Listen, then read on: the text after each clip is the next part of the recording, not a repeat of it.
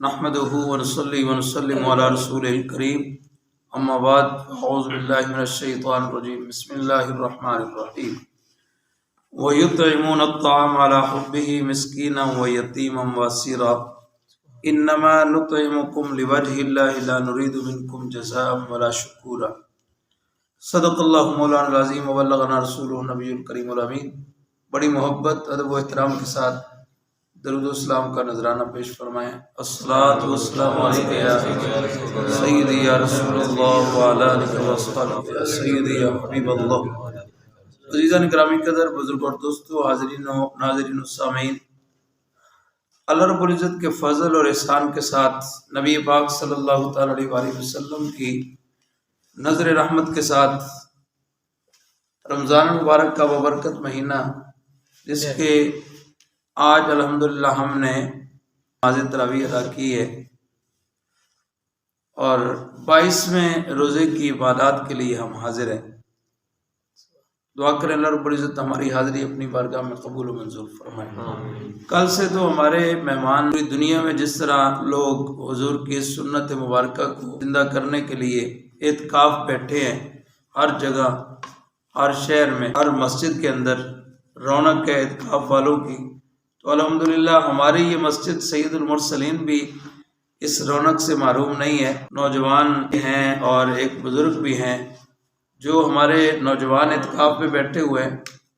جناب محترم محمد اسد صاحب ہیں، جناب محمد حماد صاحب ہیں، جناب محمد علی اسامہ صاحب ہیں، جناب محمد عبدالقیوم مہاروی صاحب ہیں۔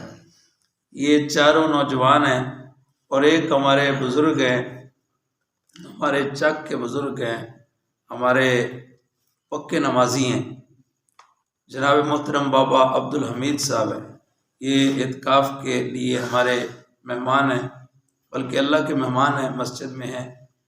تو دعا کریں اللہ رب العزت ہمیں ان کی خدمت کرنے کی اور انہیں اپنے اس فرض کو صحیح نبھانے کی، حضور کی سنت کو صحیح نبھانے کی ہمت اور توفیق نصیب فرمائے۔ 21 رمضان مبارک گزری ہے، آج کا دن تاریخی دن گزرا ہے۔ اس دن پوری دنیا میں جہاں جہاں مسلمان آباد ہیں، مشکل کشا حیدر کرار، فاتح خیبر، حضرت سیدنا علی المرتضیٰ شیر خدا رضی اللہ تعالیٰ عنہ، آپ کی محبت میں اور آپ کی یاد میں یہ سارا دن پوری دنیا میں گزرا ہے۔ تو آج ایک بات آپ کی سخاوت کے بارے میں ہم بھی کرتے ہیں، چونکہ یہ مہینہ ہمدردی کا مہینہ ہے۔ حضور نے ارشاد فرمایا شہر المواسات، یہ ہمدردی کا مہینہ۔ تو اس حوالہ سے ہم اس گھرانے کے ہمدردی کی بات کرتے ہیں، اس کے اندر ہمدردی کتنی تھی، سخاوت کتنی ہے۔ سخاوت کا ذکر قرآن کریم کے اندر اللہ تبارک و تعالیٰ نے خود کو بیان فرمایا ہے۔ جو میں نے آپ کے سامنے پڑھی ہے، سورۃ الدہر ہے، اس کی آیہ نمبر 8 ہے اور 9 ہے، 2 آیتیں۔ اس میں اللہ تبارک و تعالیٰ نے حضرت سیدنا علی المرتضیٰ شیر خدا رضی اللہ تعالیٰ عنہ کے پورے گھرانے کی سخاوت کو بیان فرمایا، اور اس سارے گھرانے کو جو سخاوت ملی ہے یہ وراثت میں ملی ہے۔ نبی پاک صلی اللہ تعالیٰ علیہ وآلہ وسلم کا معمول مبارک تھا، حدیث مبارکہ میں موجود ہے، وَيُعْطِي كُلَّ سَائِلٍ، نبی پاک صلی اللہ تعالیٰ علیہ وآلہ وسلم ہر سوالی کو عطا فرمایا کرتے تھے۔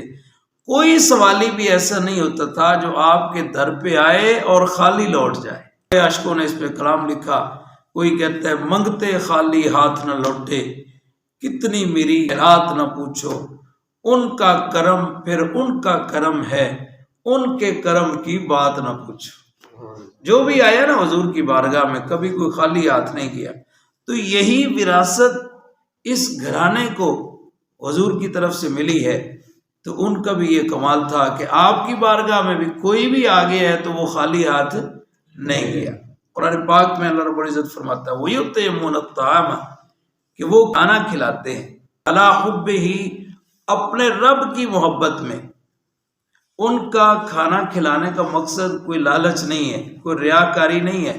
یہ مقصد نہیں ہوتا کہ ان کو کھانا کھلائیں گے تو کل یہ ہمیں کھلائیں گے، یا ہم کھانا کھلائیں گے تو یہ ہمارا کوئی شکریہ ادا کریں گے، بلکہ کیوں کھانا کھلاتے ہیں؟ عَلَىٰ حُبِّهِ، صرف اللہ کی محبت میں۔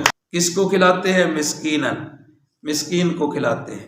و یتیمن اور یتیم کو کھلاتے ہیں، و اسیرن اور قیدی کو کھلاتے ہیں. یعنی اگر ان کے در پر، ان کے گھر میں، ان کی بارگاہ میں اگر کوئی مسکین آ جائے تو اسے اپنا بھی کھانا کھلا دیتے ہیں. اللہ اکبر. کوئی یتیم آ جائے اپنے کھانے کی پرواہ کیے بغیر انہیں کھلا دیتے ہیں. واسیرن اگر کوئی قیدی آ جائے تو انہیں بھی کھانا، اگر وہ آ کے سوال کرتا ہے نا کھانے کا، تو یہ نہیں سوچتے کہ یہ تو ہم نے کھانا ہے، بلکہ وہ کھانا انہیں عطا فرما دیتے. یہ کون فرما رہا ہے؟ اللہ رب العزت ان کے وصف کو بیان فرما. یہاں میں ایک بات کروں، یہ سخاوت جو ہوتی ہے نا، یہ مال کی وجہ سے نہیں ہوتی. بڑے بڑے آپ نے دیکھے ہوں گے، بڑے بڑے مالدار ہیں لیکن کنجوس ہوتے. بڑے بڑے مالدار ہوتے ہیں، اللہ کی راہ میں خرچ نہیں کرتے. اس لیے بزرگ فرمایا کرتے ہیں کہ سخاوت مال سے نہیں ہوتی، سخاوت دل سے ہوتی ہے. سخاوت کس سے ہوتی ہے؟ دل سے ہوتی ہے. اگر دل سخی ہو تو آدمی سخی ہوتا ہے، چاہے مال نہ بھی ہو. دل سخی ہو تو وہ سخی ہے. لیکن اگر مال جتنا بھی ہو، دل سخی نہ ہو تو وہ آدمی سخی نہیں ہوتا، وہ کنجوس ہوتا ہے. ہاں، یہاں میاں محمد بخش رحمۃ اللہ تعالی علیہ فرماتے ہیں کہ مالاں والے سخی نہیں ہوندے. کی فرماندے؟ مالاں والے سخی نہیں ہوندے تے سخیاں مال نہیں ہوندے. مالاں والے سخی نہیں ہوندے تے سخیاں مال نہیں ہوندے. ایتھے اوتھے دونوں جہانی سخی کنگال نہیں ہوندے. سخی کنگال نہیں ہوتا. سخی جو اللہ کی بارگاہ میں اللہ کی رضا کے لیے جو مال خرچ کرتا ہے تو وہ پھر کنگال نہیں ہوتا. اللہ اکبر. عزیزان گرامی قدر، تو دیکھیں یہ الگ بات ہے کہ اپنے گھر میں مال ہے کہ نہیں ہے، لیکن جو بھی در پہ آ گیا وہ خالی ہاتھ نہیں جاتا. چاہے کوئی مسکین آ جائے، چاہے کوئی یتیم آ جائے، چاہے کوئی قیدی آ جائے. پھر اگلی بات، پھر جب وہ کھانا کھلا دیتے ہیں تو پھر کیا ان کا انداز ہوتا ہے. آج کل جو لوگ سخاوت کرتے ہیں نا، کسی کو اگر کوئی آٹے کا تھیلا دیتا ہے، یا کوئی آدمی کسی کو گندم دیتا ہے، یا کسی کو کوئی چینی دیتا ہے، تو اب وہ مال تھوڑا دیتا ہے لیکن وہ کوشش کرتا ہے، یا تو اس کی پکچر لے گا، تصویر بنائے گا، اس کی سیلفی بنائے گا، پتہ چلے جناب بڑا بڑا سخی ہے. یا پھر وہ جس کو دیتا ہے اس کے دل میں یہ خواہش ہوتی ہے کہ یہ میرا شکریہ ادا کرے، یہ جناب میری تعریف کرے کہ جناب فلاں بڑا سخی ہے. اللہ اکبر. لیکن یہ ایسے سخی ہے، یہ حضرت سیدنا علی المرتضیٰ شیر خدا رضی اللہ تعالیٰ عنہ کا پورے گھرانے کی بات ہو رہی ہے. یہ ایسے سخی ہے جب کسی کو دے دیتے ہیں، چاہے مسکین کو دیں، چاہے یتیم کو دیں، چاہے اسیر یا قیدی کو دیں، دینے کے بعد کیا کرتے ہیں؟ انما نطعمکم لوجہ اللہ. ان کی زبان پہ یہ بات ہوتی ہے کہ ہم یہ جو تمہیں دے رہے ہیں نا، ہم نطعمکم، ہم تمہیں کھانا کھلا رہے ہیں. اطعم یطعم اطعام، کھانا کھلانا جب متکلم مضارع کا صیغہ ہے. ہم تمہیں کھانا کھلا رہے ہیں، ہم تو صرف اور صرف تمہیں کھانا کھلا رہے ہیں. اس کا مقصد لوجہ اللہ ہے. اس لیے ہے اللہ کی رضا، اللہ کو راضی کرنے کے لیے کھلا رہے ہیں. لا نرید منکم ولا شکورا. ہم نہ تو تم سے کوئی اجر چاہتے ہیں، ولا شکورا، نہ ہی شکریہ چاہتے ہیں. یعنی نہ تو ہم یہ چاہتے ہیں کہ ہم تجھے اس لیے کھلا رہے ہیں تاکہ تم بھی کل ہمیں کھلاؤ، اور نہ ہمارا مقصد یہ ہے کہ ہم تمہیں کھلا رہے ہیں تاکہ تم ہمارا شکریہ ادا کرو، ہماری تعریفیں کرو، لوگوں کے سامنے بتاؤ کہ یہ سخی ہے. یہ ہماری کوئی ارادہ اور نیت نہیں ہے. ہمارا ارادہ اور نیت صرف کیا ہے؟ لوجہ اللہ کی رضا ہے. اتنا اصل سخی ہوتا ہی وہ ہے کہ جو مال خرچ کرے تو کس لیے کرے؟ اللہ کی رضا کے لیے. اللہ اکبر. تو یہ ہے جناب سخاوت حضرت سیدنا علی المرتضیٰ شیر خدا رضی اللہ تعالیٰ عنہ کی اور آپ کے گھرانے کی. یہ ہم 22ویں روزے کی عبادات کی بات کرتے ہیں. اس کی عبادات جو ہے اس میں 3 نام مبارک اللہ کے پڑھے جائیں گے. کتنے نام مبارک ہیں؟ 3. ایک ہے یا قیوم، دوسرا یا واجد، تیسرا نام یا ماجد. یہ 3 نام ہیں اور اس میں ایک دعا بھی ہے اور تیسرا کلمہ بھی ہے. یہ ایک ذخیرہ ہے عبادات کا. تو ہم اس کی ترتیب پڑھتے ہیں. فجر کی نماز کے بعد کیا پڑھنا ہے؟ تو بزرگ فرماتے ہیں کہ فجر کی نماز کے بعد پڑھنا ہے یا قیوم. کیا پڑھنا ہے؟ یا قیوم کا معنی کہ اے ہمیشہ قائم رہنے والے.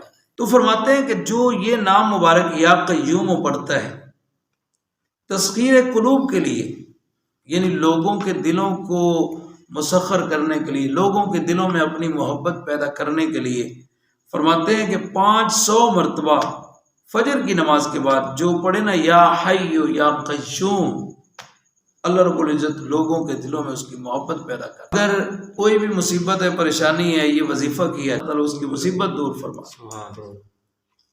اور بکثرت پڑھنے سے مصائب مصیبتیں جو ہوتی ہیں اس سے نجات ملتی ہے. اور فجر کی نماز کے بعد 11 مرتبہ سورہ فاتحہ پڑھی جائے، اس کا بہت زیادہ فائدہ ہے. اور ایک تیسرے نمبر پہ ایک دعا مشکات شریف کے اندر بیان کی گئی ہے فجر کی نماز کے بعد. نبی پاک صلی اللہ تعالی علیہ وسلم فرماتے ہیں کہ 7 مرتبہ جو آدمی اس دعا کو پڑھتا ہے اللہ رب العزت اس بیمار کی بیماری کو دور فرماتا ہے. ہاں اگر تو مریض کو موت آ چکی ہو تو وہ تو اللہ کا فیصلہ ہے، وہ تو نہیں ٹال سکتا. لیکن اگر موت نہیں آئی، ویسے وہ مریض ہے، تو انشاءاللہ اس دعا کی برکت سے اللہ تعالیٰ اس کی بیماری دور فرما. وہ دعا کہ اسأل اللہ العظیم رب العرش العظیم ان یشفیک. ایک دفعہ دہرائیں، اسأل اللہ العظیم رب العرش العظیم ان یشفیک. اس کا ترجمہ پتہ کیا ہے؟ میں اللہ سے سوال کرتا ہوں جو بڑا ہے، عظیم ہے، رب العرش العظیم، اور عرش عظیم کا رب ہے. اس بات کا سوال کرتا ہوں ان یشفیک، یہ کہ وہ تجھے شفا دے دے، تجھے شفا دے. یہ دعا اگر مانگی جائے تو اللہ رب العزت بیمار کو شفا عطا فرماتا. اور چوتھی بات بھی فجر کی نماز کے بعد بتائی گئی ہے، وہی جو ہم پہلے بھی یہ وظیفہ ہم پڑھتے رہے کہ کلمہ شریف پڑھے. جو آدمی چاہتا ہو کہ میرے دل میں اللہ کی محبت پیدا ہو جائے تو وہ پڑھے لا الہ الا اللہ پڑھ کے، اس کے بعد پڑھے لا معبود الا اللہ، لا مقصود الا اللہ، لا مطلوب الا اللہ، اور لا موجود ہے. اور ظہر کی نماز کے بعد اللہ رب العزت کا جو نام مبارک پڑھنا ہے وہ ہے یا واجد، یا واجد، اے پانے والے. تو جس عورت کا خاوند یا اولاد تنگ کرتی ہے اس عورت کے لیے یہ وظیفہ ہے. وہ عورت، اس کو چاہیے کہ وہ اٹھتے بیٹھتے آٹا گوندے تب، کھانا پکائے تب، کھانا کھلائے تب یہ پڑھتی رہے. کیا پڑھتی رہے؟ یا واجد. یہ اللہ رب العزت کا نام مبارک پڑھے گی تو اس نام پاک کی برکت سے اس کا جو شوہر ہے وہ بھی اس کو تنگ کرنا بند ہو جائے گا، اس کی اولاد جو ہے وہ بھی اسے تنگ کرنا بند ہو جائے گی، اس کے تابع ہو جائیں گے، فرما بردار. اللہ اکبر. اور عصر کی نماز کے بعد پڑھنا ہے یا ماجد. کیا ہے؟ یا ماجد. ماجد کا معنی اے بزرگی والے. عصر کی نماز کے بعد اس نام کو اگر پڑھا جائے، زیادہ سے زیادہ پڑھا جائے، کفار اور مشرکین پر دھاک بٹھانے کے لیے، ظالم کو مرغوب کرنے کے لیے. مغرب کی نماز کے بعد تیسرا کلمہ پڑھا جائے 33 مرتبہ، اور عشاء کی نماز کے بعد آیت الکرسی پڑھی جائے. تو یہ ہیں جناب 22ویں روزے کی عبادات. دعا کریں اللہ رب العزت ہمیں عمل کی ہمت اور توفیق نصیب فرمائے.